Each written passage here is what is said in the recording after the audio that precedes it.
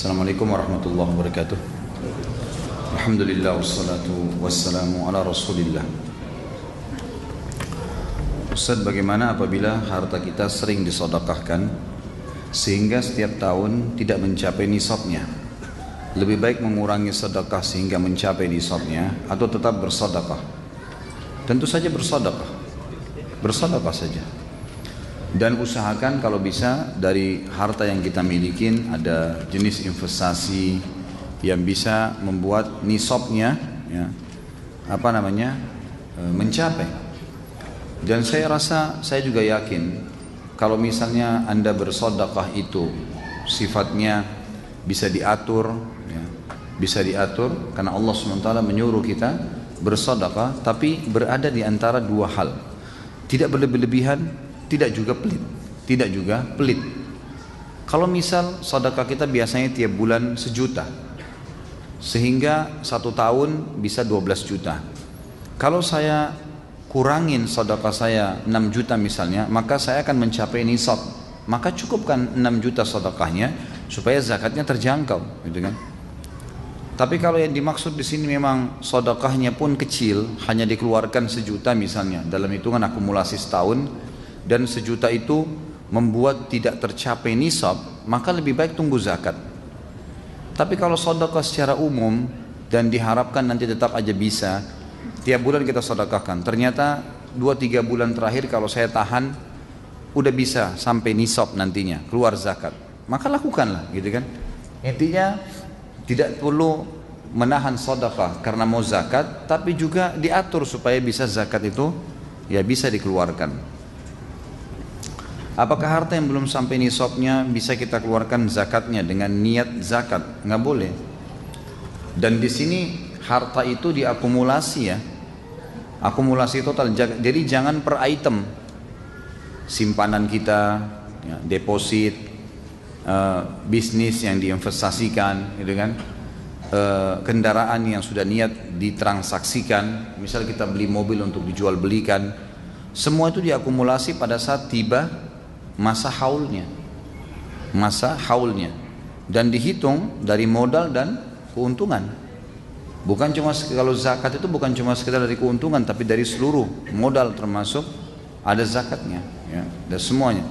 Dan zakat itu pensuciannya supaya harta tersebut bisa bersih. Kalau Anda sedang bisnis properti misalnya atau transaksi apa saja, kemudian tidak laku-laku, coba lakukan sedekah. Umumnya itu akan membuka jalan. Atau mungkin coba muhasabah, ada zakat-zakat kita yang lalu-lalu belum kita pernah atau belum kita jalankan, maka coba dibayar zakat-zakat itu, insya Allah itu pensucian harta. Yarhamkallah. Saya memiliki rencana membeli mobil dan telah menabung hampir 1 tahun dan hampir terkumpul sejumlah nisab zakat mal. Apakah bila sudah genap 1 tahun saya harus mengeluarkan zakat, sedangkan tujuan saya menabung membeli mobil cash untuk menghindari riba? Mana yang harus didahulukan? Zakatkan, nggak ada masalah. Zakatkan 2,5%, nggak besar itu, gitu kan? Kalau antum tertunda hanya sebulan saja, misal tiba haulnya Ramadan, lalu karena keluarin zakat 2,5%-nya, gitu kan? Tidak seberapa ya, kecil. 100 juta itu berapa? Kalau 2,5%-nya, 2,5 juta. Nah, tidak seberapa besar, dan itu pembersihannya. Antum tunda lagi 2-3 bulan setelah itu ngumpulin duit, habis itu beli cash, itu bagus, gitu kan? Jadi jangan sampai zakat itu tidak dilakukan, gitu. Usahakan kalau memang sudah bisa mencapai, maka sangat baik. Tapi kalau misal sudah capai nilai uang mobil yang kita ingin beli, sekarang sudah mencapai uang saya 400 juta, saya ingin beli jenis mobil tertentu dengan 400 juta misalnya. Kemudian bulan depan tiba masa haul kalau dihitung zakat, maka antum beli mobil sekarang pun tidak masalah, dan nanti tidak kena zakat itu. Kalau mobil, sesuatu yang dipakai ya, mobil yang dipakai, rumah yang dipakai, tas yang bermerek lah, sepatu lah, walaupun mahal, walaupun mobilnya Alphard, mobilnya Ferrari, nggak kena zakat kalau dipakai. Niatnya memang dipakai, gitu kan? Kalau sudah niatnya disimpan, ya, investasi, itu berarti sudah ada zakat, ya. Dengan barang-barang bernilai itu akan ada zakatnya.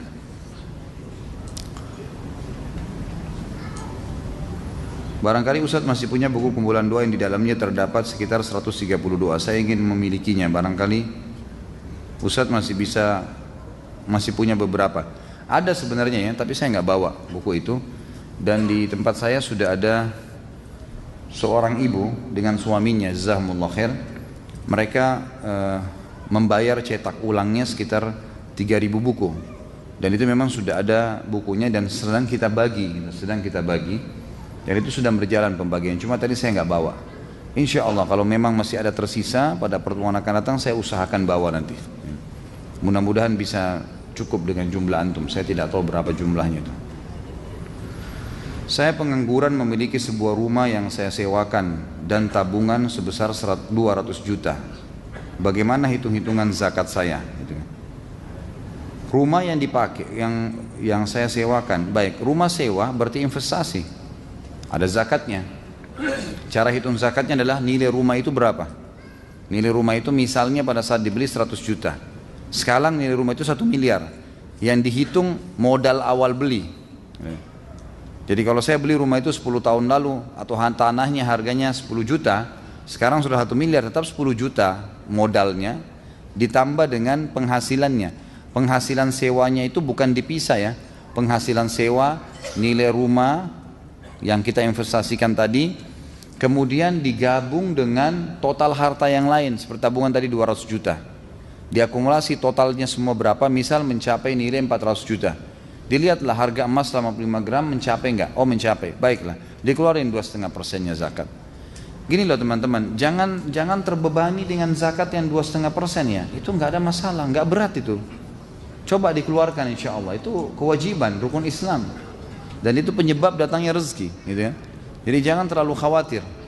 Bahkan ulama mengatakan kalau misalnya ada orang punya aset, tapi dia tidak punya uang cash yang dia bisa keluarin zakat, kapan dia bisa punya aset dia keluarin zakatnya? Tapi terhitung dia hutang sama Allah itu, karena dia sedang punya, gitu kan? Cuma dalam bentuk aset.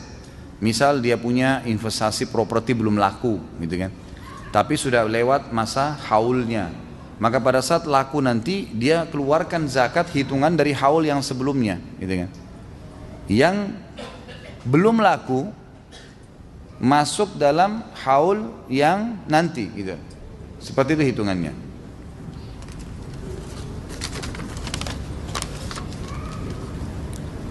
Apabila harta seseorang tercampur dengan harta riba, apakah perhitungan zakat mal atau nisabnya dihitung dari total harta atau harta halalnya saja?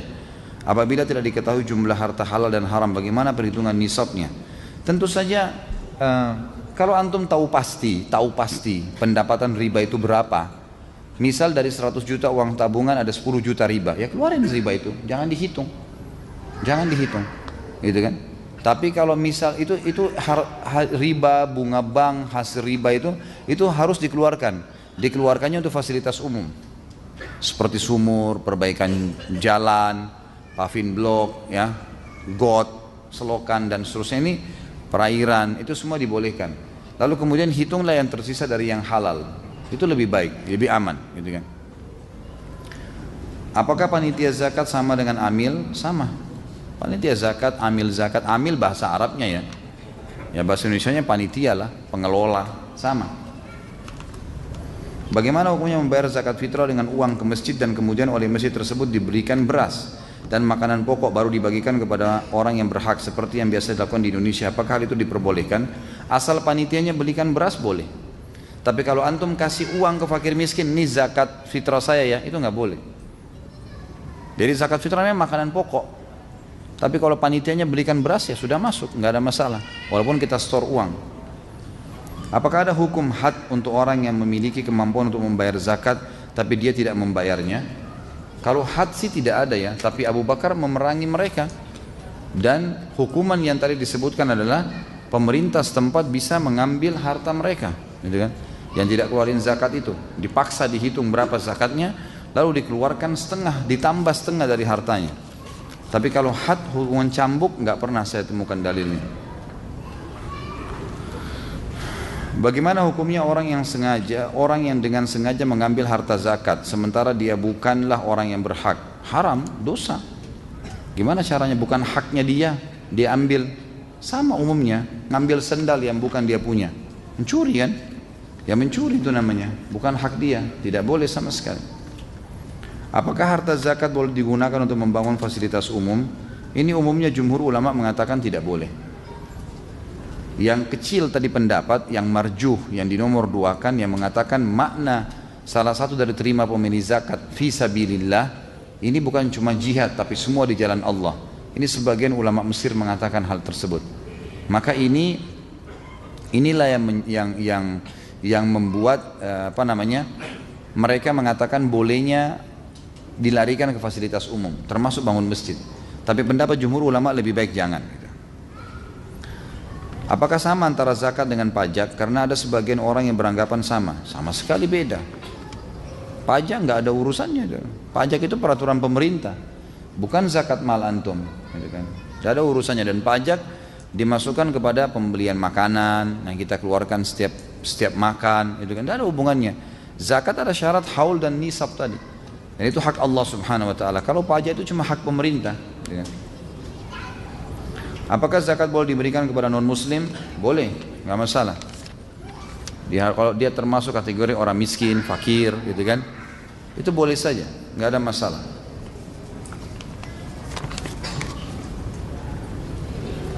Apakah uang kertas ada zakatnya? Karena sebagian ulama berpendapat uang kertas itu haram, hanya dinar dan dirham yang bisa. Ada zakatnya. Gimana?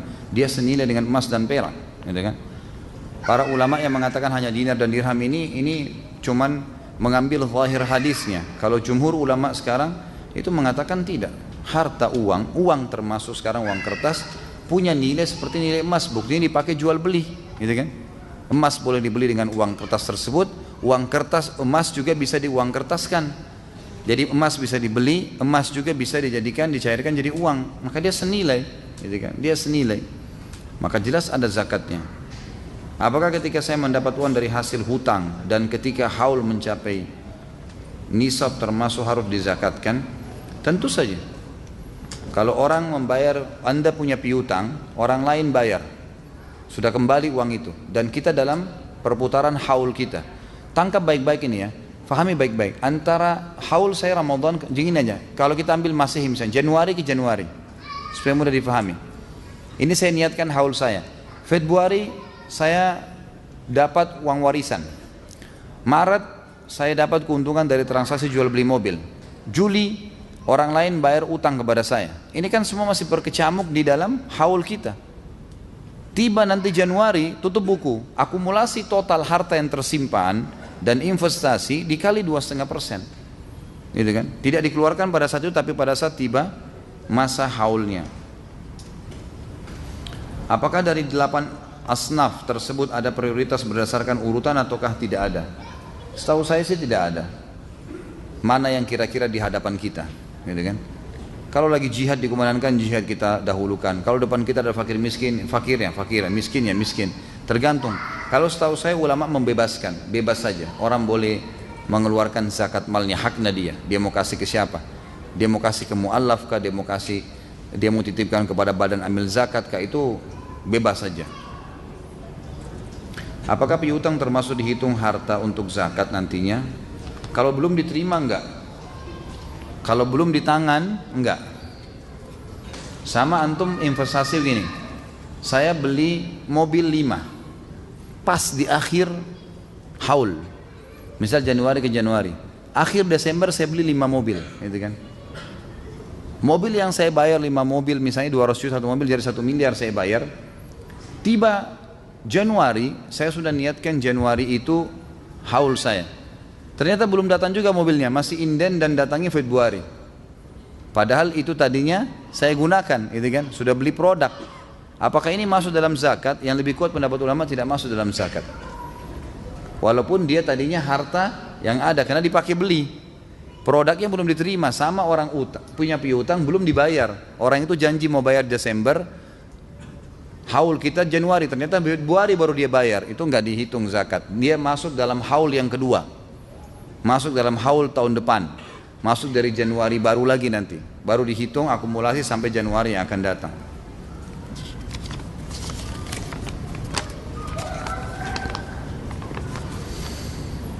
Mohon doanya atas kesembuhan ayah saya yang sedang sakit dirawat di rumah sakit. Semoga Allah sembuhkan insyaallah. Dan semoga menjadi pembersihan dosa-dosa beliau dan juga peninggian derajatnya.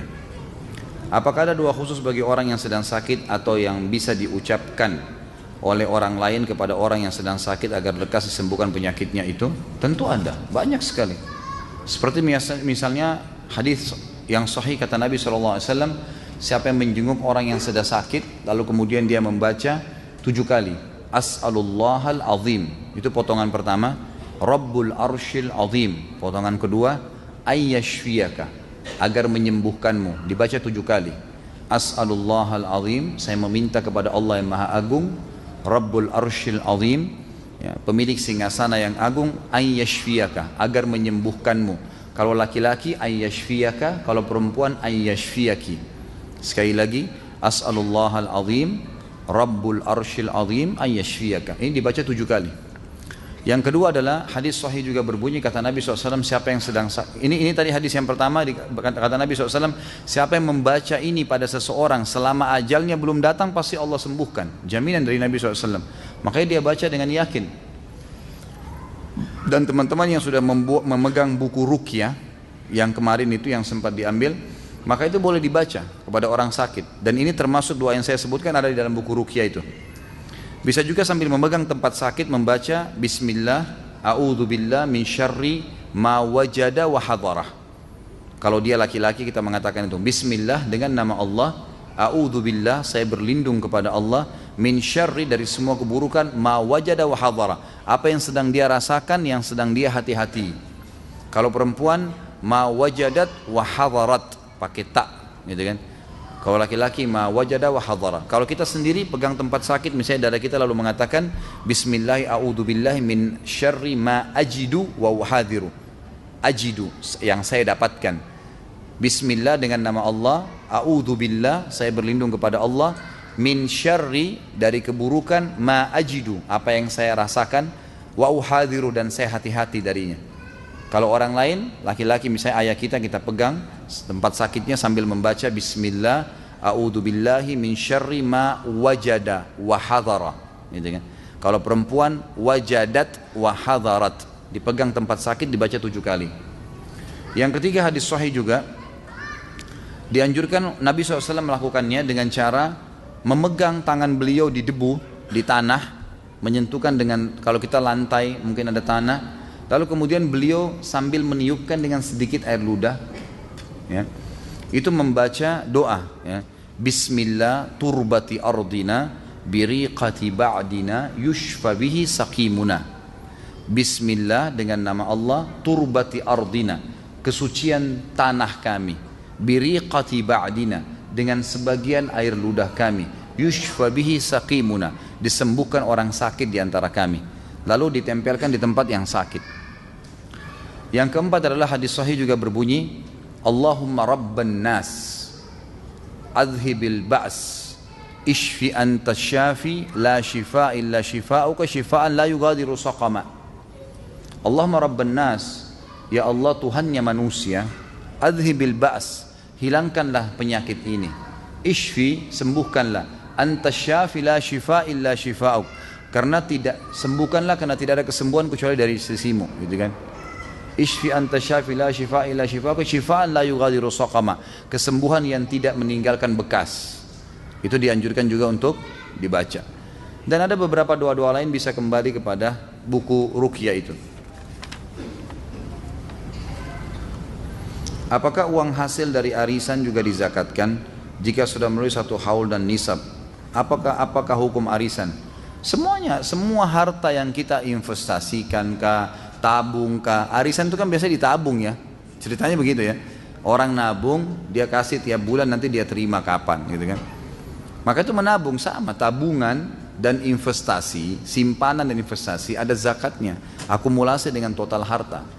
Arisan sendiri nggak ada masalah sebenarnya kalau tidak ada unsur-unsur ribawiyahnya.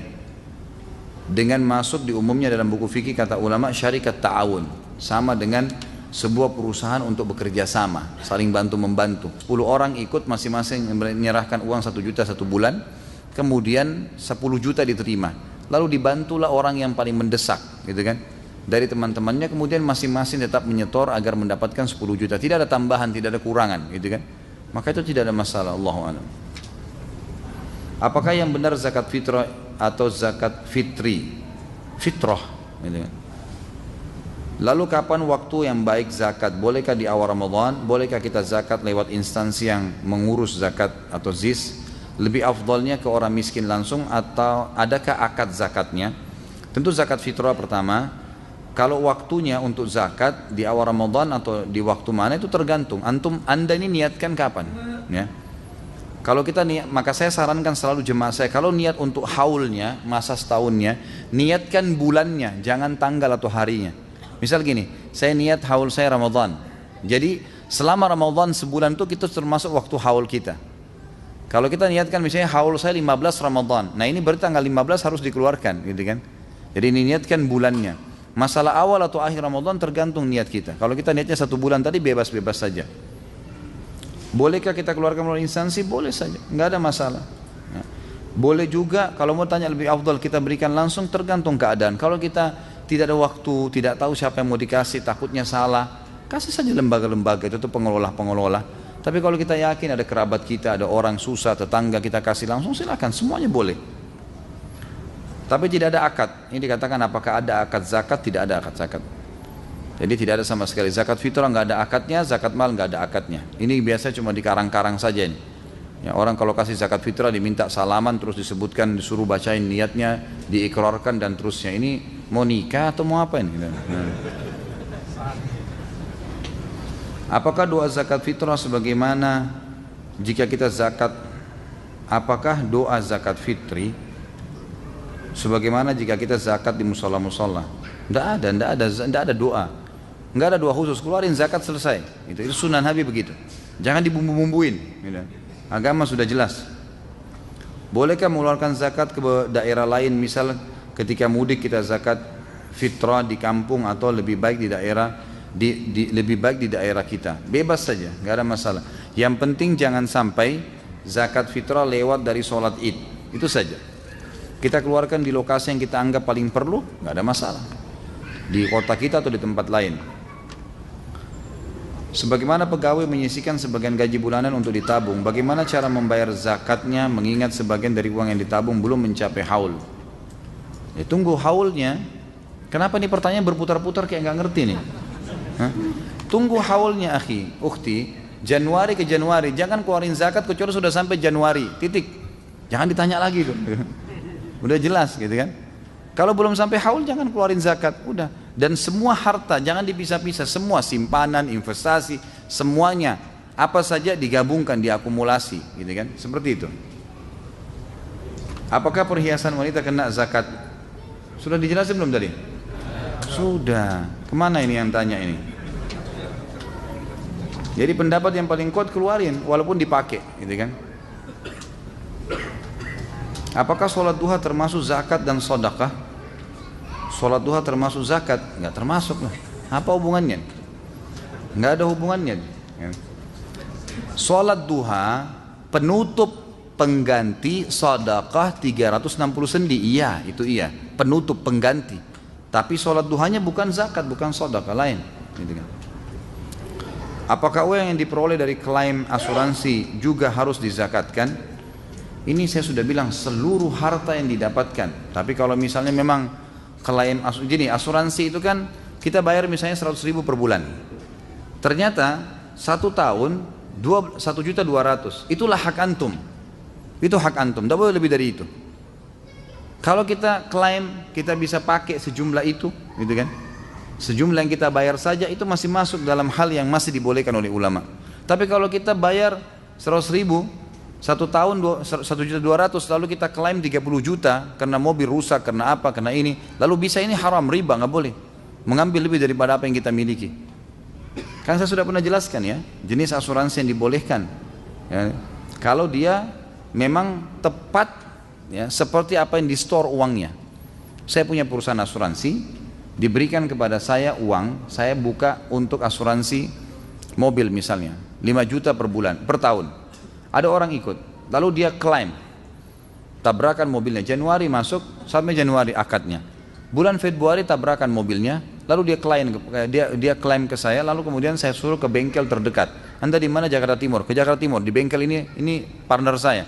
Pas ke sana dihitung, ternyata secara normal itu biayanya 3 juta. Dikembalikan ke saya, ini 3 juta. Saya akan tulis kesepakatan bahwa saya dari 5 juta sudah terpotong 3 juta rupiah. Uang Anda sisa 2 juta.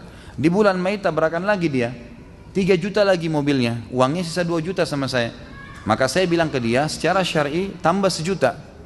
Uang Anda cuma 2 juta nih. Maka dia tambah 1 juta. Mungkin Anda bertanya, lalu apa untungnya orang ikut asuransi? Keuntungannya adalah dia akan menerima jasa bengkel yang bagus. Itu yang saya siapkan, jasanya. Bengkel ini berkualitas, ada apa-apa bisa dikembalikan, diperbaikin. Misalnya, tepat waktu, kerjanya bagus, materialnya asli, misal. Maka dia mendapatkan itu daripada pergi ke sembarangan bengkel misalnya, kan gitu. Saya dapat keuntungan sebagai asuransi yang dibolehkan secara syar'i adalah kalau saya punya banyak nasabah, maka bengkel memberikan dari harga standar dia yang sudah umum 3 juta misalnya, 10 orang klaim jadi 30 juta, saya dapat 10% diskon. Diskonnya boleh. Diskon itu dibolehkan. Dari situ keuntungan si asuransinya. Selain daripada ini saya tidak pernah dapat ada caranya.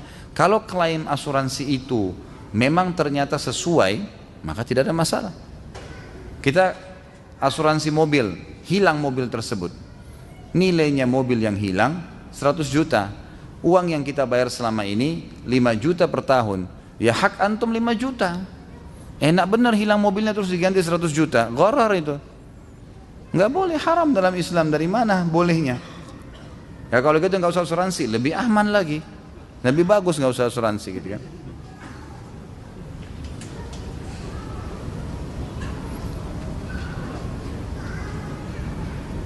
Apa ini? Ustadz ini maaf sebelumnya jika ada pemahaman yang salah dari ayah saya. Semoga dimaafkan. Bagaimana menyikapi seseorang yang mengatakan, saya masih ingat dulu waktu saya masih kecil ayah saya pernah bilang, ustadz sering dakwah mengajak untuk pada infak, sedekah, zakat. Namun giliran ada bencana alam seperti banjir, kebakaran hutan dan lain, ustadz jarang yang kelihatan membantu. Malah artis-artis di TV yang getol benar-benar kelihatan membantu. Karena artisnya disoting. Ustadznya nggak pernah diliput, gitu kan? Itu yang terjadi. Waktu terjadi tsunami Aceh, yang paling banyak di lapangan itu ustadz semua tuh. Jenggot semua, dahinya hitam semua tuh. Tapi nggak ada yang sorotin media. Begitu artis satu muncul, nah ini artis nih bisa nilai jual, disorot, wajar lah kelihatan. Dan memang ustadz mana mau dia pamer-pamer, gitu kan? Ya sudah dia bantu, dia tahu itu menjauhi diri dari riya. Gitu. Ya mudah-mudahan saja Allah ampuni. Menurut saya keliru pemahaman ayah anda, gitu kan? Semoga Allah maafkan. Adakah zakat kendaraan dan rumah? Ini gimana jawabnya? Hah? Bagaimana jika rumah dikontrakkan setahun misalnya 25 juta? Apakah harus dizakatin atau rumah akan dijual tapi belum laku? Apakah juga dizakatin? Berputar-putar sama nih pertanyaan. Teman-teman sekalian, yang dipakai tidak ada zakatnya. Rumah antum satu di sini, satu di Bandung, dua-duanya dipakai. Di sini tinggal, di Bandung kalau pulang liburan, nggak ada zakatnya. Tidak ada zakat, walaupun nilainya 10 miliar. Selama dipakai nggak ada zakat. Jangan tanya lagi nih. Ini terputar-putar terus di situ. Kayaknya belum makan tadi ya. Kok kayak tidak ngerti. Jadi yang dipakai tidak ada zakatnya. Yang disimpan, diinvestasi baru ada zakatnya. Fahamin itu ya. Rumah kita beli untuk disewain, zakat. Rumah dibeli untuk dijual lagi, tanah dibeli untuk dijual lagi, kalau naik harganya zakat. Tapi kalau dijual untuk simpan dan kita, maksudnya untuk kita bangun, ini saya akan bangun rumah saya sekarang lagi ngumpulin duit, tidak ada zakatnya karena sudah akan ditinggalin, gitu kan? Selama ditinggalin itu tidak ada. Kalau rumah dikontrakin misal setahun 25 juta, maka diakumulasikan, kita terima 25 juta. Januari, ingat haulnya tadi, Januari ke Januari. Januari ini saya sewain rumah saya setahun 25 juta, sudah dibayar sama dia, sudah masuk dalam pemasukan saya di Januari, sudah masuk dalam hitungan haul itu kan. Baik, pakai uang itu, silahkan pakai beli makanan, beli baju, beli segala, silahkan. Dipakai investasi lagi, nggak ada yang dihitung di situ, zakat nggak ada, sedekah silahkan, zakat nggak ada. Tunggu Januari tahun depan, tiba haul, tutup buku sendiri. Mau hasil dari kontrak 25 juta kah, mau dari gaji kah, mau apa saja yang diinvestasi dan disimpan, dihitung akumulasi total, bukan dipilah-pilah.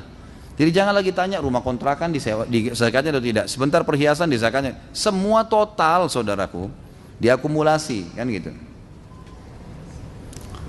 Apakah zakat penghasilan berdagang itu diambil dari keuntungan bersih setelah dikurangi biaya pengeluaran seperti listrik, telepon, uang makan, atau sebelum dikurangi? Bagaimana dengan piutang dagang? Tentu pada saat tiba haul, keluarkan semua utang. Kalau ada utang bayar, silakan pada saat itu ya dibayar. Ada orang punya KPR, dia masih setahun lagi, misal 2 tahun misalnya, setahun berlalu, tiba masa haul, dan pada saat itu tiba haul Januari, dia harus membayar 5 juta KPR-nya. Dia bayar KPR 5 juta tuh. 5 jutanya, jangan dihitung sisa 1 tahunnya, itu tidak ada urusannya. Yang pada saat kita mau keluarkan zakat di haul, itu kita harus bayar 5 juta, bayar 5 juta itu. Jadi dikeluarkan. Kemudian bayar listrik, bayar telepon, pada saat itu dibayar semua. Selesai, sisanya silakan dikeluarin zakatnya, 2,5%. Ya kan itu. Jadi setelah dikeluarkan kebutuhan. Kalau piutang dagang tidak dihitung, piutang dagang tidak dihitung. Piutang saya sudah bilang tadi, kalau belum diterima nggak ada zakatnya. Kalau sudah di tangan baru, gitu kan? Apakah semua hasil pertanian wajib dizakati atau hanya 4 hinta saja? 4 saja, gandum halus, syair, gandum kasar, kurma, zabib. Sebagaimana riwayat Imam Hakim dan Baihaqi. Setahu saya ya, pendapat itu khilaf di antara ulama, tapi setahu saya adalah dikeluarkan zakat, gitu kan? Selama mencapai takaran 600 kilo. Nanti coba dibaca di buku yang saya katakan itu lebih terinci ya. Judulnya Panduan Praktis Zakat, diterbitkan oleh Pustaka Ibnu Umar.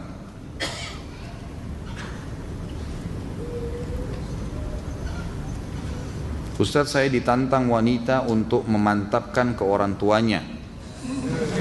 Dia sepakat tidak berpacaran, melainkan langsung nikah. Tapi saya masih punya hutang karena dulu saya kefu.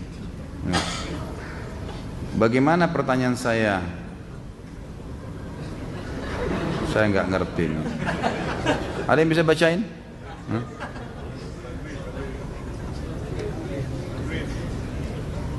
Mungkin bagaimana saya jelaskan ke wanita tersebut karena dia belum tahu ya. Masa saya harus ajarin ya?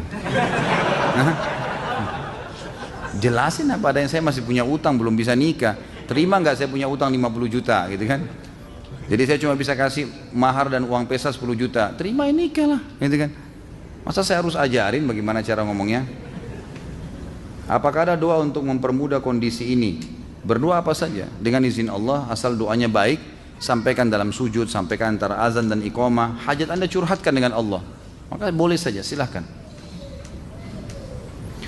Tahun 2015 kemarin saya sudah bayar zakat atas harta saya, investasi senilai 500 juta. Apakah tahun 2016 investasi saya bertambah jadi 1 miliar? Apakah saya harus keluarkan zakat dari 1 miliar? Tentu di haul kedua sudah hitungan haul kedua. Haul pertama dana Anda cuma 500 juta, sudah dikeluarin zakatnya. Haul kedua jadi 1 miliar, ya 1 miliar, gitu kan? 1 miliar. Jadi pertanyaan-pertanyaan seperti ini teman-teman sekalian saya bisa tangkap dan saya bisa merabah. Ini keraguan untuk ngeluarin zakat, tak usah ragu. Zakat itu pensucian harta. Tidak ada perintah pun, keluarin aja, gitu kan? Apalagi masuk dalam rukun Islam, keluarin 1 miliar, 1 miliar. Bertambah lagi seterusnya maka keluarin juga gitu. Jadi bukan 500 juta, bukan patokannya yang kemarin. Patokannya adalah harta yang sekarang, gitu kan? Harta yang sekarang. Ustadz, zakat saya selalu dibayarkan oleh orang tua. Saya tidak memberi uang untuk zakat. Saya memberikan uang gaji saya setiap bulan. Bagaimana zakat yang orang tua saya bayarkan? Apakah terhitung itu zakat saya? Kalau seandainya seluruh gaji, saya punya gaji 5 juta, saya kasih ke orang tua saya biar orang tua saya yang simpankan atau kelola, lalu beliau mengeluarkan zakatnya sesuai syarat syar'i, haul dan nisab, tidak boleh keluar dari situ. Setelah setahun dan nisabnya mencapai 80 gram emas, maka itu zakat Anda. Ya kan? Tapi kalau setiap bulan dia keluarkan sedekah, melanggar syarat haul dan nisab, berarti dia sedekah umum, bukan zakat. Ya. Jadi coba pastikan masalah itu.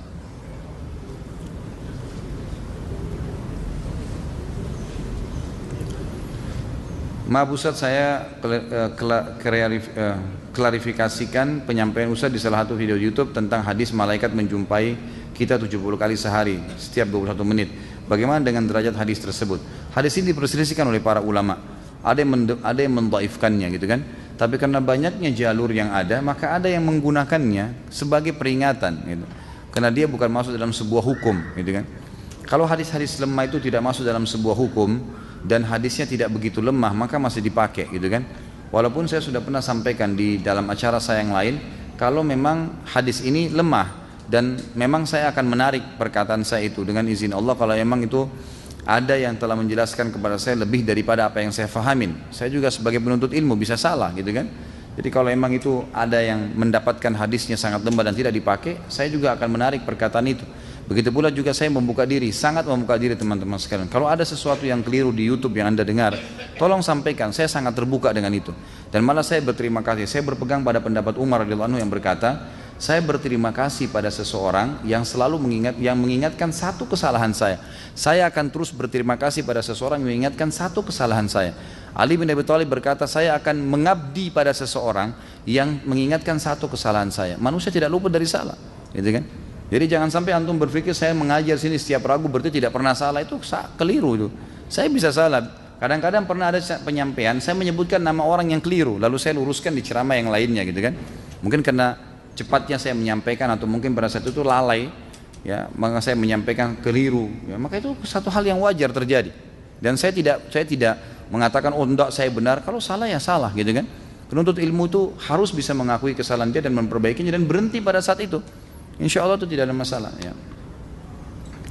Jika makmum masbuk saat imam tahiyat akhir dalam sholat maghrib, makmum duduk iftirash atau tawarruk. Saya sudah pernah jelaskan ini. Jadi iftirash, kalau dia rakaatnya 1 atau 2, sholatnya iftirash saja, duduknya iftirash. Kalau dia rakaat 1 atau rakaat 2, walaupun imam sudah rakaat terakhir ya, dia ikut duduk tahiyat tapi duduk rakaat dia. Jadi dia baru 1 rakaat atau mungkin dia belum dapat rakaat atau dia baru 2 rakaat. Selama di bawah 2 rakaat duduknya iftirash. Walaupun imamnya rakaat terakhir, gitu kan. Imam duduknya tawarruk di maghrib rakaat ketiga, tapi makmumnya yang masbuk duduknya iftirash. Jika dalam sholat duhur bacaannya sir, lalu makmum lupa baca Al-Fatihah, apakah sah sholat makmum? Yang lebih kuat pendapat tidak sah. Ya, kalau dia sengaja ya, tapi kalau dia lalai, dia lupa, masih ada yang mengatakan mungkin. Ya, kalau dia lupa masih dibolehkan karena dianggap dia lalai. Tapi pendapat yang kuat itu tidak sah, nggak boleh dia tidak baca Al-Fatihah. Karena kata Nabi SAW, tidak ada sholat yang tidak membaca Al-Fatihah. Kata ulama ini masuk di sholat sir, ya, 4 rakaat duhur, 4 rakaat asar, 2 rakaat pertama, 2 rakaat kedua isya dan 1 rakaat terakhir maghrib. Ini semua harus baca Al-Fatihah ini, nggak boleh nggak boleh lalai, harus bisa membacanya, gitu kan? Apakah makmum baca surah pendek jika berjamaah sholat duhur? Kalau masih ada waktu baca, tapi yang harus dibaca adalah Al-Fatihah.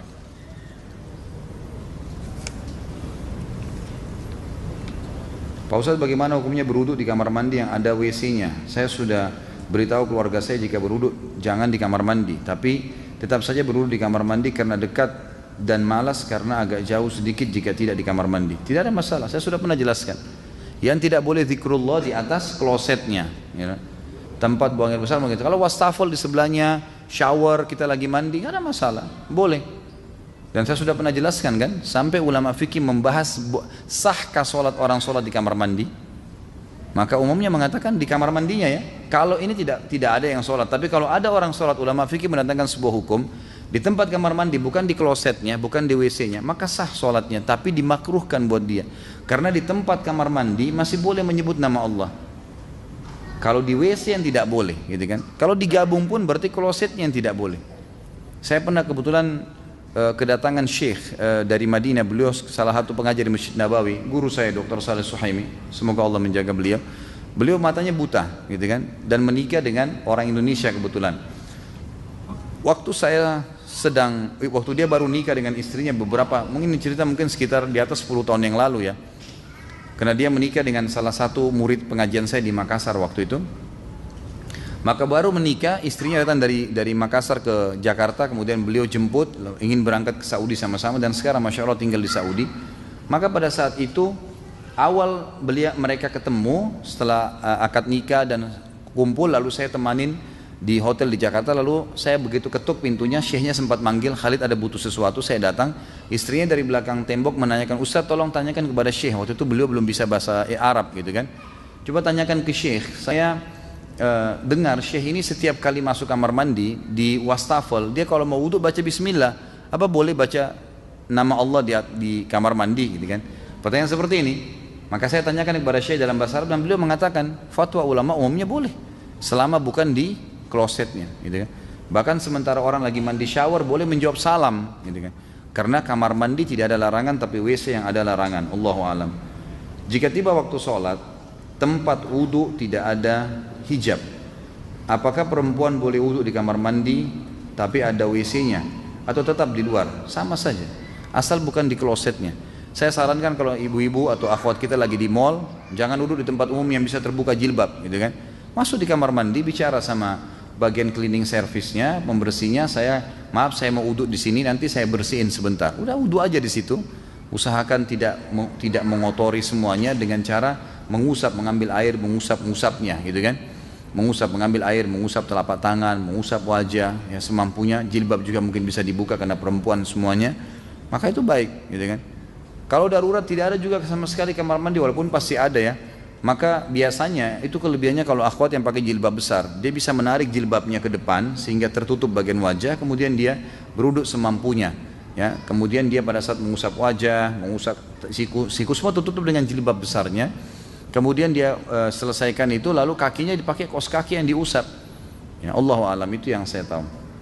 Jika tiba waktu sholat, apa ini? Waktu masih panjang, lebih utama mana untuk perempuan? Langsung sholat atau sholat apa ini? Atau sholat sesampai di rumah? Jika waktu sholat berada di stasiun dan ada tempat sholatnya, lebih baik awal waktu, tetap lebih awal waktu. Jangan ditunda ke rumah, kita tidak tahu, ya, tidak tahu ajal, tidak tahu kejadian. Selama aman, sholat dulu di situ. Bagaimana jika ingin sholat berjamaah tapi makmum atau imam tidak mau sejajar? Apa ini? Bagi jemaah perempuan, bagaimana seharusnya sholat sendiri-sendiri karena imam tidak mau sejajar, ataukah jemaah meskipun jika imam atau makmum maunya imam lebih ke depan dibanding makmumnya, tetap sholat berjamaah, tidak ada masalah itu ya, tidak ada masalah. Pada saat makmum masbuk, makmum belum selesai membaca Al-Fatihah lalu imam ruku, apakah sah sholat makmum karena Al-Fatihah dibaca tidak selesai? Kalau dia sholatnya jahar, ngerasin suara kan gitu, seperti misalnya maghrib 2 rakaat pertama, isya 2 rakaat pertama, subuh kedua rakaatnya, maka tidak masalah dengan tidak baca Al-Fatihah. Itu pendapat jumhur ulama. Tapi kalau sholat sir harus dia baca Al-Fatihah, usahakan. Masalah dia tidak sempat baca sampai habis, maka ini ulama rincikan lagi. Kalau dia datang telat memang, dia Allahu Akbar, imamnya langsung ruku, ya sudah. Ya, dalam pendapat Imam Ahmad boleh, dia langsung ruku juga. Imam Syafi'i mengatakan tidak, tetap dia harus baca Al-Fatihah, walaupun dia ketinggalan, tapi maksimal 3 gerakan imam. Misal ruku, itu 1, tidak 2, sujud pertama 3. Usahakan selesai Al-Fatihah sebelum imam duduk di antara 2 sujud. Itu pendapat Imam Syafi'i rahimahullah. Langsung dia ikut ruku, dia sami Allahu liman, dikejar imamnya. Nah, itu pendapat Allahu alam ya. Bagaimana hukumnya makmum membaca Al-Quran dengan memegang Al-Quran agar tidak mengantuk pada saat Ramadan karena qiyam lailnya berjus-jus? Dan apakah boleh juga sholat sunnah berdiri sendiri dengan membaca dan memegang Al-Quran karena tidak menghafal Al-Quran biar panjang atau banyak bacaannya? Setahu saya fatwa ulama dibolehkan, beranjak daripada hadis Nabi SAW, al-mar'u maliku li nafilatihi, seseorang pemilik sholat sunnahnya. Jadi dia boleh duduk, dia boleh berdiri. Orang kalau sholat sunnah bebas, walaupun tidak sakit ya, tapi pahala duduk setengah pahala orang berdiri. Masuk dalam masalah makna ini, kata ulama adalah Allah subhanahu wa ta'ala memerintahkan untuk membaca Al-Fatihah, membaca surah Al-Quran gitu kan. Kata Nabi SAW, setelah baca Al-Fatihah, bacalah apa yang dimudahkan dari Al-Quran. Makna daripada hadis Nabi, bacalah yang termudahkan dari Al-Quran. Kata ulama boleh memegang Al-Quran, tapi dianjurkan di sholat sunnah. Karena sholat sunnah memang pemiliknya dia. Jadi dia boleh batalin. Orang lagi sholat sunnah, antum lagi sholat ba'diyah isya, terus tiba-tiba batalin tanpa udzur. Udah deh, nanti di rumah aja saya sholat. Dia berhentiin, nggak dosa tuh. Tapi kalau wajib nggak boleh, harus diselesaikan sama dia, kecuali ada udzur syar'inya. Maka dia pemilik sholat sunnahnya. Apakah saya berdosa tidak amar ma'ruf kepada keluarga atau kakak karena sangat keras kepala jika diberitahu padahal dengan halus seperti tidak terima, dan saya jadi enggan memberitahu karena jadi seperti menjauh dan menganggap pemahaman saya salah dengan jilbab panjang, tidak mau bersalaman dengan sepupu dan seterusnya. Tentu saja yang wajib ingkar mungkar itu, amar ma'ruf nahi mungkar itu yang pertama. Yang kedua, yang ketiga itu sunnah. Kalau kita sampaikan sekali sudah cukup, ya, artinya kita anggap nanti efeknya dia tidak bisa terima lagi, sudah nggak ada masalah, nggak diingatkan yang kedua kali. Tapi kita jangan putus asa dengan doakan, dengan sampaikan. Makanya saya bilang imbangi amar ma'ruf nahi mungkar itu teman-teman sekalian dengan hal-hal yang disunnahkan. Misal kita selalu kalau muncul hanya tahu menyalahkan orang, dan kita tidak pernah punya andil di keluarga. Nggak pernah kalau ada orang sakit kita jenguk, nggak pernah kita membantu orang yang susah. Kita nggak pernah senyum dengan mereka, maka kesannya kita datang ini momok memang yang menakutkan saja. Selalu kalau datang cuma menyalahkan orang saja, susah diterima dakwah. Tapi coba rangkul sisi sosialnya manusia. Umumnya orang kena sosialnya tuh hidup gitu kan. Jadi kalau dia sakit dijenguk, sering ketemu, berikan hadiah yang semampu kita. Kalau dia lagi bantu buku bantuan, maka kita di rumahnya bantuin masak lah. Kalau perempuan, laki-laki mungkin bantuin apa, sesuatu yang memang disentuh dari sisi pengorbanan kita ada. Jadi pada saat kita menyampaikan juga itu bisa diterima gitu kan. Seperti itulah. Ayah saya punya rencana zakat mal. Ayah plus saya plus adik dikumpulkan sehingga nominalnya besar, lalu diberikan kepada seorang miskin untuk modal usaha agar orang tersebut giat berdagang. Ayah saya memberikan uang tersebut seolah-olah pinjaman tanpa bunga, walau pada akhirnya kami tidak menerima uang pengembalian dari orang tersebut. Apakah zakat mal kami sah? Kalau diniatkan zakat sah. Diniatkan zakat sah. Ulama mengatakan boleh bila seseorang muslim memiliki zakat. Misal kita anggap nominalnya 100 juta atau 10 juta. Kita menemukan ada satu orang miskin yang kita ingin berikan kepada dia modal dari zakat mal itu. Tapi kita khawatir nanti kalau dikatakan ini zakat mal, dia akan permainkan atau dianggap remeh. Dia pikir tahun depan bisa terima lagi. Lalu kita mengatakan ini kami pinjamkan kepada anda sebagai modal, gitu kan? Bolehkah hukumnya? Hukumnya boleh kata ulama. Hukumnya boleh. Kalau dia misalnya berhasil sukses, dia mau kembalikan, kita punya pilihan. Menerima kembali dan mengeluarkan kepada orang lain zakat itu, atau kita mengatakan itu memang zakat mal yang saya sudah berikan kepada anda, silahkan, tidak usah dikembalikan, gitu kan? Kalaupun misalnya dia sudah bangkrut, kita mengatakan itu dari zakat mal kami sudah selesaikan, gitu kan? Jadi memang di sini dia tetap sah saja karena niatnya dia zakat, gitu kan? Yang saya tahu, Allahu a'lam. Berapa persen zakat untuk harta yang syubhat? Saya tidak ngerti harta syubhat seperti apa nih maksudnya. Harta syubhatnya apa nih? Curian kah, korupsi kah, riba kah? Kan banyak harta syubhat itu, macam-macam. Jadi tetap dikeluarkan. Ya, kalau misalnya dia lebih cenderung kepada yang halal, tetap akumulasikan dengan total harta kita. Kalau dia syubhat jelas ini uang adalah hasil curian nih atau hasil riba, jangan, tidak ada persentase, keluarkan semuanya. Haram, jangan dimakan, keluarkan semuanya. Mulai dari mana terhitung satu rakaat untuk yang masbuk? Apakah ketika sebelum ruku atau sebelum sujud? Tentu ruku, patokannya ruku. Nabi SAW bersabda, siapa yang mendapatkan imamnya ruku maka dia telah mendapatkan satu rakaat. Jadi ruku bukan sujud. Di kantor saya diterapkan adanya zakat profesi meskipun tidak diwajibkan. Potensi atau perolehan dari zakat profesi ini mencapai 4,5 miliar dan dipakai untuk kegiatan-kegiatan yang sangat baik dan sesuai peruntukan. Saya termasuk yang menolak dipotong zakat profesinya karena alasan syariat, bukan karena tidak mau bayar zakat. Akan tapi melihat angka 4,5 miliar yang berhasil dikumpulkan dan manfaatnya kepada penerima zakat, saya menjadi ada perasaan bersalah karena tidak berperan untuk umat. Mohon nasihatnya Ustaz terkait dengan hal ini. saya tetap bayar zakat mal tapi setahun sekali, yaitu ketika sudah haul dan capai nisab. Tetap tidak boleh ini, tidak boleh. Ya, dia lebih baik perusahaan tidak mengatakan zakat, sedekah. Karena kalau dia mengatakan zakat ini dibantu oleh jumhur ulama, nggak ada dalilnya zakat profesi. Dan walaupun jumlahnya banyak 4,5 miliar, apakah semua pegawai ridho dengan itu? Banyak mereka tidak ridho gitu kan? Mereka tidak terima itu. Jadi biar disedekahkan, uang paksa diambil dari orang, gimana? Walaupun itu diperuntukkan untuk kegiatan baik, nah, dipaksa dari orang nggak mungkin sah lah, gitu kan? Bagaimana apabila selama ini saya membayar zakat penghasilan baik secara bulanan maupun tahunan? Saya baru tahu bahwa tidak ada zakat penghasilan. Ya sudah, dianggap sedekah yang Anda keluarkan sebelum haulnya. Yang tiba haulnya setahun itu baru terhitung zakat. Kalau misalnya yang dikeluarkan setiap bulan itu ternyata mengurangi jatah pengeluaran haul, maka dilihat, misal gini, zakat saya pada saat tiba haul 10 juta. Saya sudah memprediksi kira-kira 10 juta dan saya sudah coba mengeluarkan setiap bulan dari bulan-bulan yang lalu 1.500.000 gitu kan, terakumulasi pas tiba haul sudah 5 juta. Sekarang yang saya harus keluarkan adalah 10 juta atau 5 juta gitu kan. Yang paling kuat pendapat ulama adalah dikeluarkan 10 juta, itu yang paling kuat, karena dianggap bulan-bulan yang lalu itu sedekah bukan zakat, karena belum tiba haulnya. Ada pendapat dari ulama, tapi pendapat ini tidak diprioritaskan oleh ulama yang lain, adalah mereka mengatakan boleh-boleh saja. Jadi dianggap yang dia sudah keluarkan 5 juta yang lalu itu adalah zakat, bagian zakat, dia tinggal keluarkan 5 jutanya. Tapi lebih baik dikeluarkan baru, dianggap yang lain itu adalah sedekah gitu. Bagaimana apabila bayar zakat dilebihkan jumlahnya karena takut salah hitung? Boleh saja, nggak ada masalah, asal jangan dikurangi. Nah, kalau dilebihkan boleh, artinya karena khawatir ya. Jadi jangan was-was ya. Ini karena memang karena khawatir saja.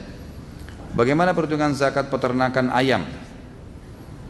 Allahu alam, saya tidak tahu. Yang saya tahu adalah jenis hewan, tadi saya bilang di 3 jenis hewan itu. Ada yang menambahkannya dengan kuda gitu kan. Tapi yang kuat adalah sapi, unta dan kambing. Selain daripada ini masuk dalam akumulasi harta. Jadi misalnya antum punya peternakan ayam, jumlahnya sudah jutaan ekor atau ribuan ekor, maka masuk dalam investasi umumnya. Jadi masuk dalam total harta kita. Nanti yang dikeluarkan zakat malnya. Kalau tadi unta, kambing, sapi, yang dikeluarkan zakatnya hewan itu juga. Hewan yang sama, kambing ya kambing yang dikeluarin, unta ya unta, sapi ya sapi. Kalau selain daripada itu kayak peternakan ayam, ikan misalnya gitu kan, itu semua masuk dalam total akumulasi harta. Jadi berapa modalnya, berapa keuntungannya diakumulasi dengan total uang atau harta yang kita miliki. Bagaimana perhitungan zakat perdagangan? Apakah dari omset atau barang dagangan? Dari modal dan keuntungan, gitu kan? Dari modal dan keuntungan itu diakumulasi semuanya. Ustaz, apakah barang temuan atau uang temuan bisa disedekahkan? Dan bolehkah duit teman bisa dipakai untuk kebutuhan pribadi? Apa hukumnya? Apa saran Ustaz jika menemukan barang atau uang yang ditemukan di jalan dan tidak diketahui siapa pemiliknya? Saran saya jangan sentuh. Ya. Temui uang, temuin HP, temuin jam tangan, jangan disentuh, biarin aja. Nanti kita angkat misalnya niatnya baik, mau ditaruh di mana, ternyata 5 menit kemudian 10 menit orangnya datang, cari. Biarin aja. Namanya hukum luqata dalam Islam. Jadi lebih baik kita biarkan, jangan disentuh di situ. Jangan ada orang lain ambil, ya sudah, itu urusan dia, tapi hukum syari Anda pribadi, jangan disentuh. Kalau Anda mau ambil, maka Anda punya hukum syari harus mengiklankan selama setahun. Iklanin di koran kah, saya menemukan di alamat ini. Kalau dalam setahun orang tidak ada yang minta, sudah jadi hak Anda. Setahun bisa jadi hak kita, gitu kan? Tapi caranya diiklankan ya, jangan disembunyi. Setahun baru diambil, itu nggak boleh, gitu kan? Apalagi tadi pertanyaannya itu? Apakah boleh pakai duit teman? Ya kalau diizinkan, kalau enggak mencuri berarti. Apakah boleh melakukan sholat tahajud ketika kita sudah melakukan sholat witir setelah isya? Saya pernah dengar sholat witir sebagai sholat penutup, tidak ada lagi sholat setelah sholat witir. Boleh saja, yang dimaksud tidak ada lagi. Jadi jangan witir dulu sekarang, setelah witir langsung kerjakan sholat lagi. Tapi kalau ada jaraknya itu berbeda, kan gitu. Makanya para sahabat seperti Abu Hurairah anhu berkata, aku diwasiatkan oleh Rasulullah, kekasihku Rasulullah SAW, 3 hal tidak pernah aku tinggalkan selama aku hidup. Sementara Abu Hurairah ini tidak pernah tinggalkan tahajud. Beliau mengatakan di malam hari ya, beliau mengatakan saya diwasiatkan kasihku 3 hal tidak pernah saya tinggalkan selama saya hidup. 2 rakaat sholat duha, dan saya berpuasa 3 hari setiap bulan, ayyamul bid, dan saya tidak pernah tidur kecuali saya sudah witir. Jadi beliau witir sebelum tidur, tapi beliau tetap kerjakan tahajud. Pernah juga Nabi SAW dalam hadis Bukhari bertanya kepada Abu Bakar dan Umar, wahai Abu Bakar, kapan kamu witir? Sementara Abu Bakar ini tiap malam sholat tahajud. Kata Abu Bakar, selepas Isya ya Rasulullah, sebelum tidur. Ditanya Umar, wahai Umar, kapan kau witir? Kata Umar, di akhir malam ya Rasulullah. Kata Nabi SAW ditunjuk Abu Bakar, orang ini mengambil agamanya dengan hati-hati. Orang ini ditunjuk Umar mengambil agamanya dengan ketegasan. Artinya dua-duanya boleh, nggak ada masalah, gitu kan? Jadi setelah witir pun habis Isya boleh tahajud. Apa boleh cukupkan membaca Al-Fatihah saja ketika sholat sunnah seperti sholat rawatib, duha, tahajud tanpa membaca iftitah dan surah-surah pendek? Boleh, karena iftitah dan surah hukumnya sunnah. Tapi anda kerugi, sayang gitu kan? Pahalanya rugi, mestinya memang dibaca semuanya. Ini Masya Allah 5 lembar tulisannya sama, berarti orangnya sama nih. Kalau kita musafir, apa boleh membasuh sepatunya saja ketika beruduk untuk melakukan sholat? Soalnya saya pernah baca hadisnya Ustaz. Memang benar boleh, namanya masul khuf.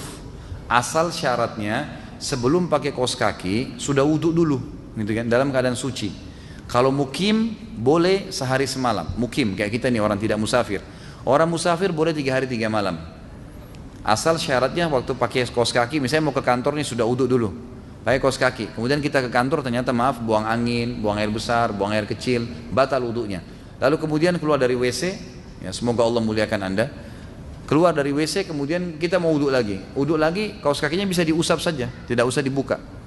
Yang penting tadi pada saat dimasukkan dalam keadaan suci. Mukim sehari semalam, musafir 3 hari 3 malam. Jika riba itu haram, apakah boleh kita nabung di bank dan mentransfer uang lewat bank? Setahu saya boleh. Tentu jauh lebih aman kalau dia cari perbankan syariah.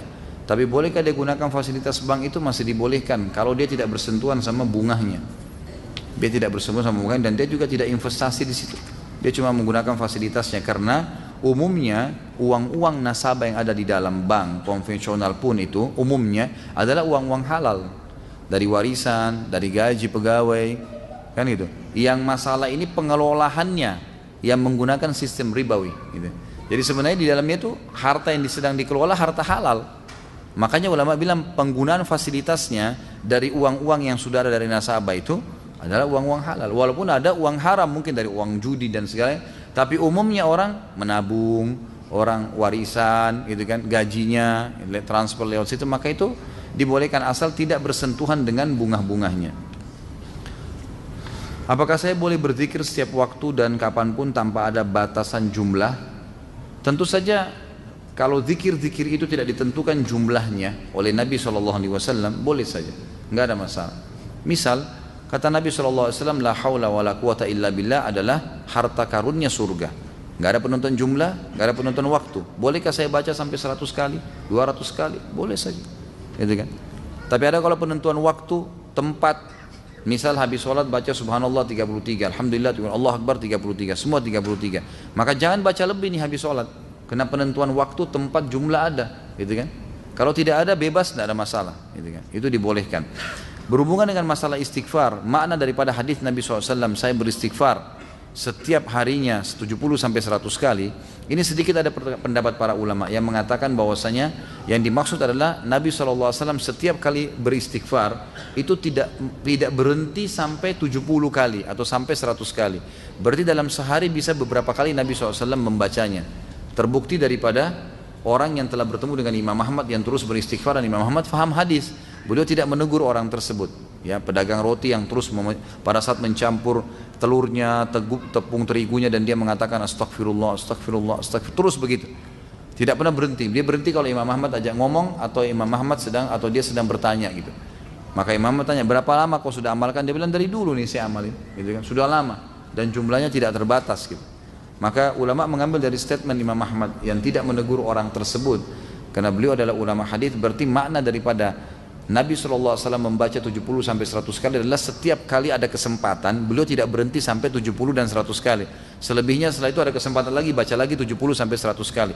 Maka dari sini istighfar dibolehkan baca berapa kali pun jumlahnya. Ya.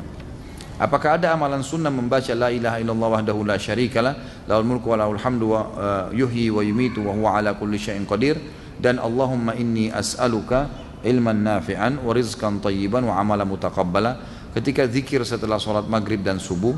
Kalau ada, kita bacanya setelah apa? Mohon penjelasannya Ustaz. Setahu saya ada, dibaca 10 kali 10 kali habis subuh dan habis maghrib, sebagaimana dijelaskan dalam hadis kan gitu. Kalau Allah min yas'aluka ilman nafi' rizqan thayyib amal mutaqabbal, ini saya tahunya zikir pagi sore, tidak masuk dalam zikir habis sholat setahu saya ya. Tapi kalau la ilaha illallah wahdahu la syarika lahul mulku wal hamdu yuhyi wa yumitu wa ala kulli syai'in qadir 10 kali itu habis sholat subuh dan 10 kali habis maghrib, ini memang ada hadis sahih menjelaskan masalah itu. Waalaikumsalam wabarakatuh. Saya seorang pedagang, setiap bulannya pendapatan saya hanya untuk membayar hutang dan cicilan, juga operasional. Bagaimana saya harus berzakat? Tidak ada zakat buat Anda. Anda boleh menerima zakat, tidak keluarin zakat, karena memang tidak ada, habis, apanya mau dizakatin? Harus ada nisabnya kan, mencapai nilai 85 gram emas. Bolehkah kalau zakat mal dikumpulkan dulu hingga nominalnya lumayan baru setelah itu dibayarkan?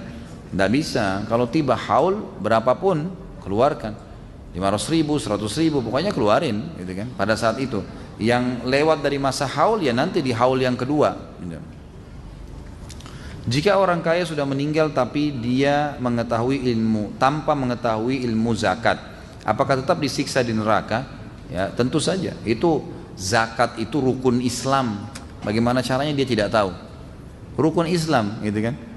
Masa dia bisa hitung-hitungan tahu berapa uang yang ada, bagaimana bisa untung terus tidak tahu zakat berhubungan dengan pendapatan hasil? Ini susah juga nih gitu kan.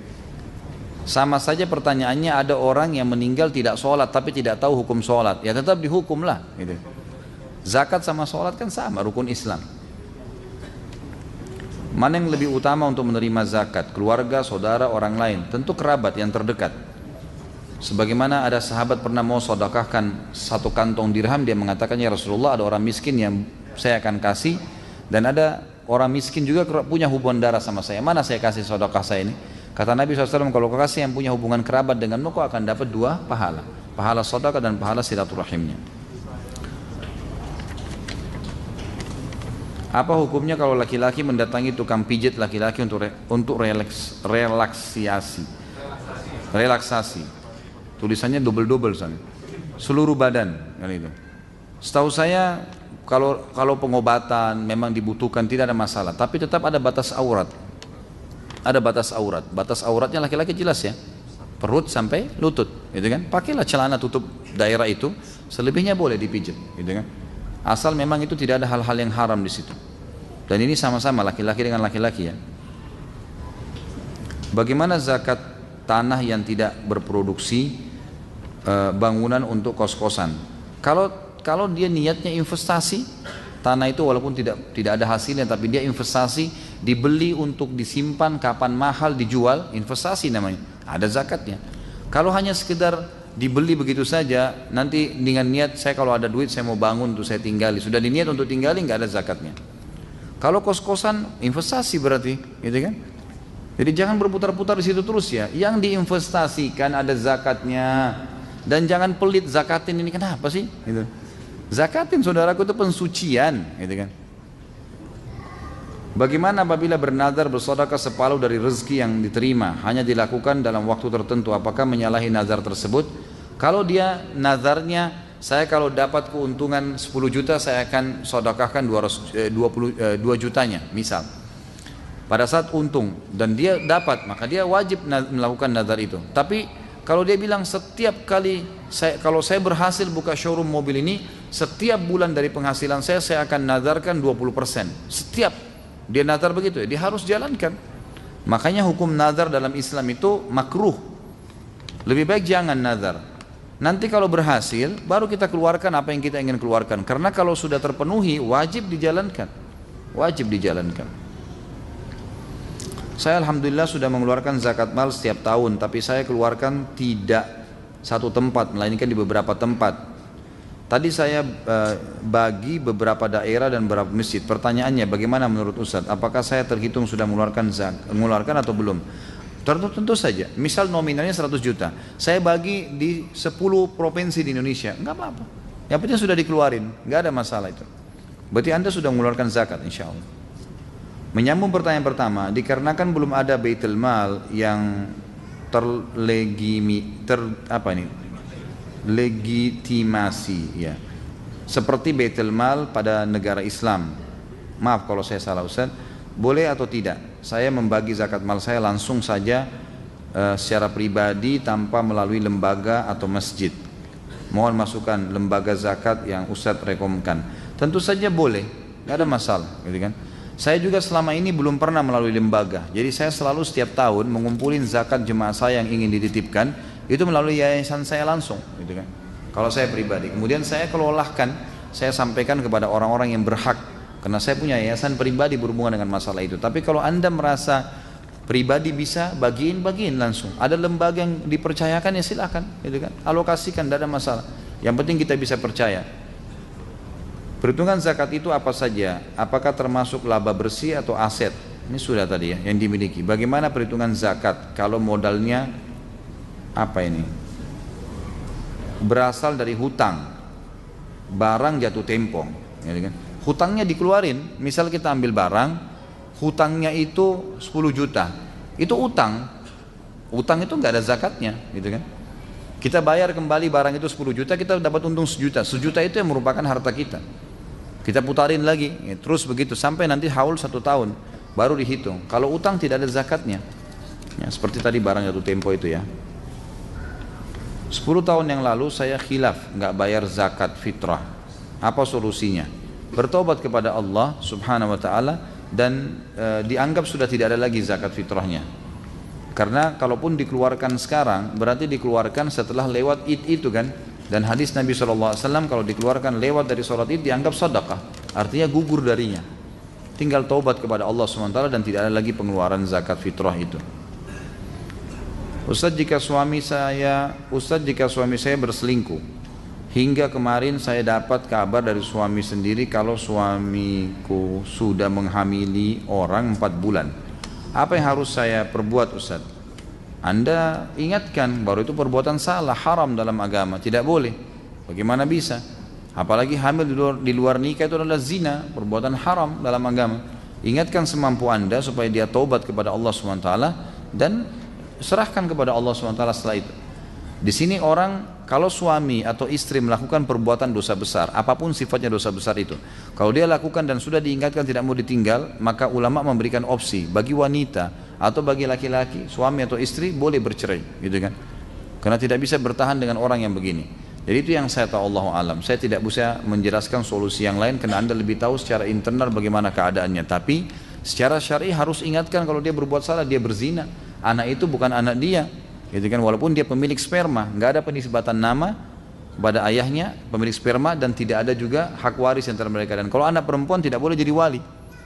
Kalau dia paksakan jadi walinya tidak sah pernikahannya. Dia bukan ayahnya, gimana? Ayahnya dia juga menanggung dosa perzinahan anaknya nanti. Harus diserahkan kepada wali hakim. Ya, nggak boleh gitu kan. Apa hukumnya jika kita dimintain dana untuk perayaan syura seperti pengajian, perayaan wayang kulit, apa ini, sedekah bumi, apa lain, saya tidak mengerti. Kalau semua yang tidak ada tuntunan agamanya jangan disedekahkan. Tidak jelas, nggak ada perintah dalam agama, jangan dilakukan. Nah itu karena nanti jadi perbuatan-perbuatan yang haram nantinya. Saya seorang pedagang utang bank saya lebih besar daripada barang dagang saya yang yang ada. Bagaimana cara zakatnya? Nggak ada zakat. Utangnya lebih besar daripada penghasilannya, nggak ada zakat lagi, gitu kan? Nggak ada zakatnya. Jadi dia harus bisa membayar utang-utang itu. Saya sarankan begini, dalam dagang teman-teman sekalian, hindari hutang. Jangan ada utang. Yang lebih tepat aja orang investasi, itu boleh. Ini saya punya usaha, saya mau buka jual es buah. modalnya 50 juta, misal contoh. Ayo saya ajak teman-teman saya, siapa yang mau ikut, bagi hasilnya begini, buatin semi proposal kecil, bertunjukkan kejujuran, nanti Allah berkahi itu lebih baik daripada utang. Karena kalau investasi, untung rugi ditanggung bersama. Kalau memang bangkrut pun usaha itu, dalam akad ditulis jelas, kita tanggung untung rugi ya. Jadi kalau bangkrut benar-benar gitu kan, maka tidak ada tanggungan beban. Tapi kalau utang ini masalahnya ada tanggungan beban, gitu kan? Ada bebannya, maka dihindari utang dalam investasi, lebih baik gitu. Banyak orang mau mengembangkan usaha tapi masuk ke dalam pintu-pintu yang berbahaya buat dia. Saya sarankan kembangkan dulu yang ada semampunya. Ya, kalau mau ditambah-tambah dengan modal-modal investasi itu jauh lebih aman, itu jauh lebih baik. Setelah harta mencapai 85 gram emas atau nisab yang dimaksud dikalikan 2,5% total semua harta atau sisa dari pencapaian 85 gram emas. Total semuanya diakumulasi. Kalau kita ada rumah yang pernah kita beli dan sekarang dikontrakin atau disewain, modal awal belinya berapa? Diakumulasi dengan total harta semua lalu dikeluarkan 2,5%. Itu gunanya teman-teman. Zakat, kata penutup saya, adalah untuk pensucian harta. Manfaatnya buat harta itu sendiri. Kalau kita zakatin rumah kita yang kita kos-kosan, usaha yang sedang kita buka, sebenarnya zakat itu sedang membersihkan hal-hal yang kotor di situ. Dia pensuciannya. Jadi kalau ada pendapatan yang haram segala itu yang kita tidak tahu syubhat pun itu dibersihkan dengan zakat itu.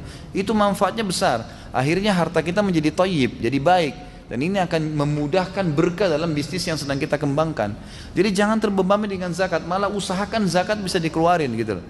Itu sangat baik sebenarnya manfaatnya. Allahu a'lam.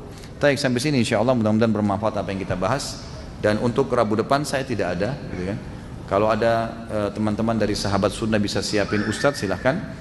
Ya, siapa saja mungkin bisa diundang, apalagi kalau ada ustadz-ustadz yang dari luar Jakarta yang memang kebetulan mampir bisa diundang, maka sangat baik itu. Saya mendukung itu dan saya berharap teman-teman berbicara dengan teman-teman sahabat sunnah yang biasa mengatur pengajian saya di sini masjid ini atau teman-teman pengurus masjid, dan saya berharap jangan kendor semangat untuk belajar ilmunya walaupun saya tidak ada. Silakan Anda tetap datang, kemudian hadiri majelis ilmu, dan insya Allah tidak lama dalam 2 pertemuan saya tidak hadir, tapi saya akan datang nantinya insya Allah pertemuan setelahnya. Ya, insya Allah Ahad depan nanti tanggal 1 November di sini seperti biasa, tapi kali ini bukan pagi. Biasanya kan setiap bulan serial sahabat itu pagi ya, jam 9 sampai duhur, karena masjid ini dipakai oleh ustadz lain dari pagi sampai duhur, maka kita mulai habis duhur sampai asar gitu ya. Jadi nanti silakan teman-teman hadir 1 November di sini kalau mau ikuti serial sahabat yang ke-9, Sa'id ibn Zaid radhiyallahu anhu, salah satu sahabat yang dijamin masuk surga. Jadi seperti pelengkap daripada kisah-kisah sebelumnya, dan insya Allah kita akan habiskan bahasan kita itu, semoga Allah berkahi. Mungkin begitu. Kalau benar dari Allah, kalau salah dari saya mohon dimaafkan. Kita berdoa kepada Allah semoga semua yang sakit disembuhkan penyakitnya, semua yang terdiri utang dilunasi utangnya, semua yang sedang menghadapi permasalahan apapun diangkat oleh Allah Subhanahu wa taala.